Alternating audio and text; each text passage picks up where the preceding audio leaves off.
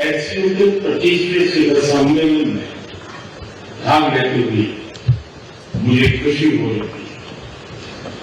हमारे शानदार स्वागत और आतिथ्य सत्कार के लिए मैं राष्ट्रपति श्री का हार्दिक आभार व्यक्त करता हूं।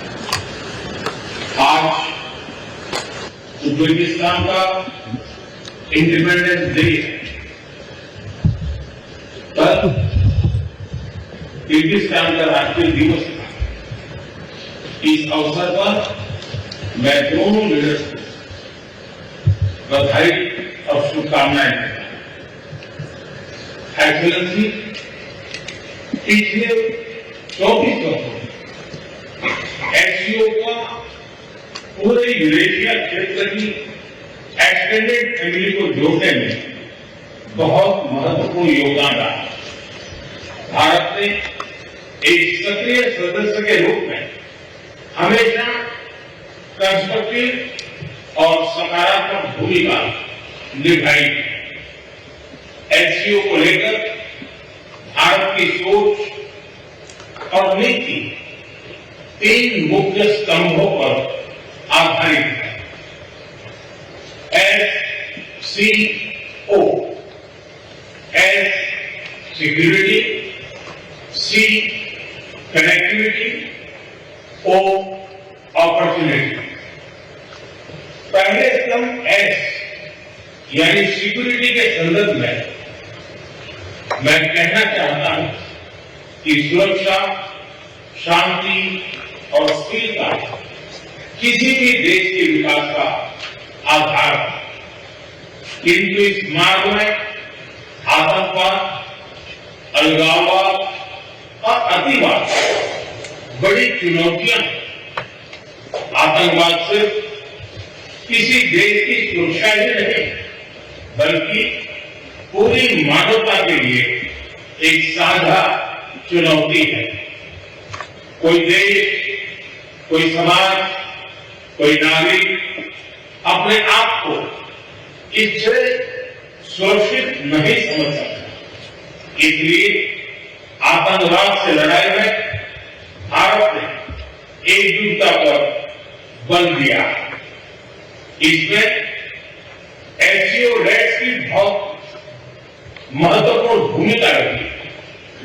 इस वक्त भारत ने ज्वाइंट इंफॉर्मेशन ऑपरेशन को लीड करते हुए अल-कायदा और इससे जुड़े आतंकी संगठनों से लड़ने का इनिशिएटिव किया। हमने रेडिकलाइजेशन के विरुद्ध समन्वय बढ़ाने और मिलकर कदम उठाने का भी प्रस्ताव रखा। टेरर फाइनेंसिंग के खिलाफ आवाज उठाई।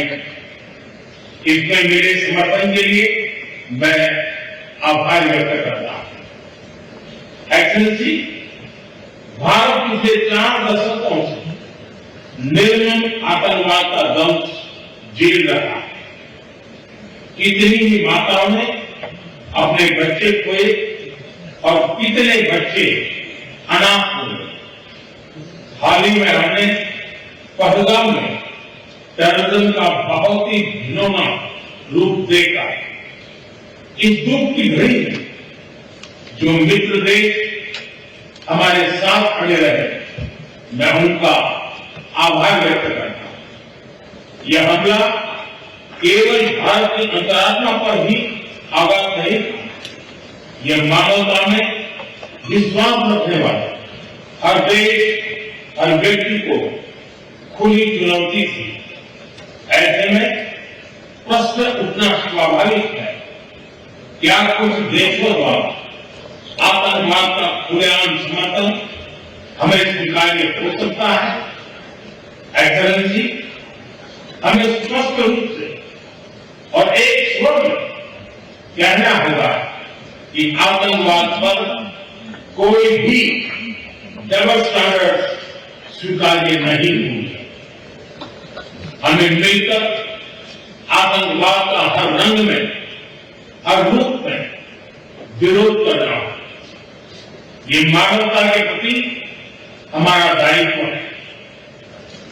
एक्सेलेंसी, अब मैं दूसरे स्तंभ सी यानी कनेक्टिविटी पर अपने विचार रखना चाहूंगा।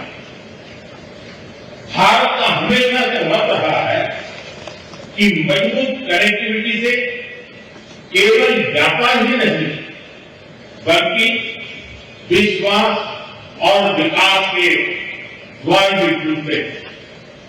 इसी सोच के साथ हम चाबहार को और international north south transport corridor जैसे इनिशिएटिव पर काम कर रहे हैं।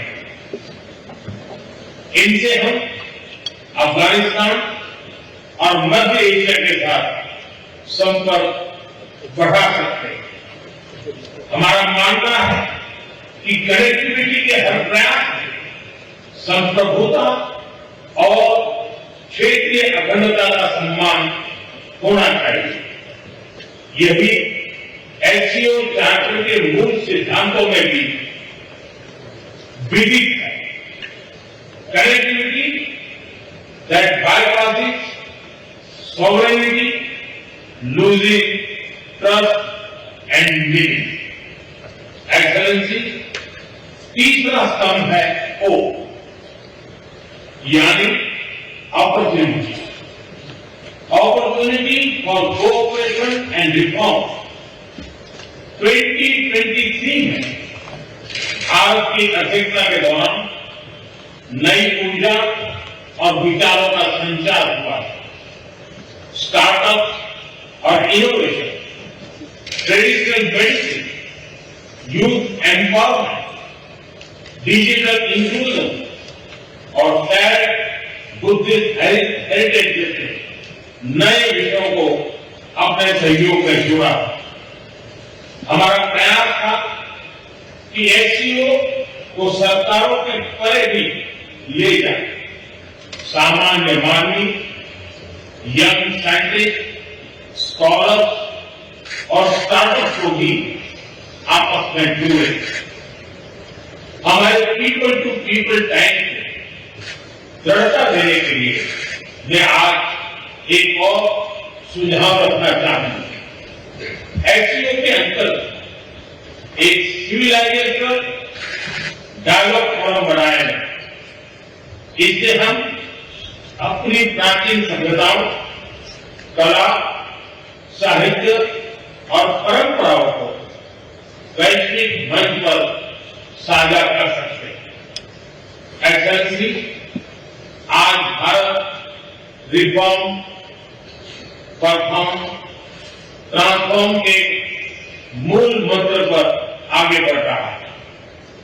कोविड हो या वैश्विक आर्थिक अस्थिरता, हमने हर चुनौती को अवसर में बदलने का प्रयास किया। हम लगातार वाइड रेंजिंग रिफॉर्म पर काम कर रहे हैं।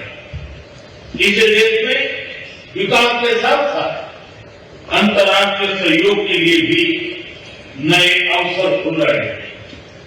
मैं आप सभी को भारत की विकास यात्रा से जुड़ने के लिए आमंत्रित करता हूं। एक्सेलेंसी, यह खुशी की बात है कि एससीओ भी समय के अनुरूप इवॉल्व हो रहा है। ऑर्गेनाइज्ड क्राइम, ड्रग ट्रैफिकिंग और साइबर सिक्योरिटी जैसी समकालीन चुनौतियों से निपटने के लिए 4 नए केंद्र बनाए जा रहे हैं। हम इस रिफॉर्म ओरिएंटेड माइंडसेट का स्वागत करते हैं। वैश्विक संस्थानों में रिफॉर्म के लिए एससीओ सदस्य आपसी सहयोग बढ़ा सकते हैं। संयुक्त राष्ट्र की 80वीं वर्षगांठ के अवसर पर हम एकमत होकर यूएन रिफॉर्म का आह्वान कर सकते हैं।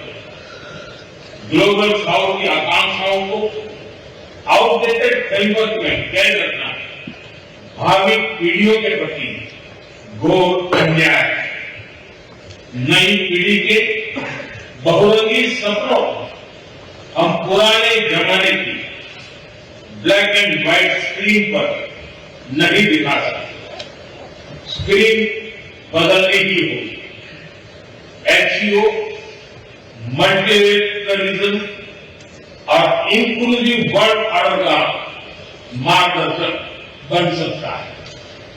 मुझे खुशी है कि इस महत्वपूर्ण विषय पर आज एक स्टेटमेंट जारी किया जा रहा है। एक्सेलेंसी, हम सभी पार्टनर्स के साथ समन्वय और सहयोग के साथ आगे बढ़ रहे हैं। मैं एचसीओ के अगले अध्यक्ष किर्गिस्तान के राष्ट्रपति और मेरे मित्र प्रेसिडेंट जपारोव को शुभकामनाएं देता हूं। बहुत बहुत धन्यवाद।